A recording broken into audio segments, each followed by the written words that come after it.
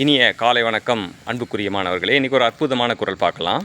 மிகினும் குறையினும் நோய் செய்யும் நூலோர் முதலா எண்ணிய மூன்று. எந்த ஒரு உணவையும் செயலையும் கம்மியாக சாப்பிட்டாலும் பிரச்சனை, கம்மியாக செஞ்சாலும் பிரச்சனை, அதிகமாக சாப்பிட்டாலும் பிரச்சனை, அதிகமாக செஞ்சாலும் பிரச்சனை. எனவே உணவும் செயலும் அளவோடு இருக்க வேண்டும். இல்லை அளவு மீறிச்சு அப்படின்னா என்னென்னா, 3 வகையான நோய் செய்யும். வாதம், பித்தம், சிலேட்டுமம். வாதம் எதனால் உண்டாகுதுன்னா, காற்று மிகினும் குறையினும் வாதம், உடம்பு வலிக்கும். பித்தம் எதனால் உண்டாகுது அப்படின்னா, நெருப்பு, செரிமானம் குறையும், இல்லை செரிமானம் அதிகமாக இருக்கும். நெருப்பு மிகினும் குறையினும் பித்தம் உண்டாகும்.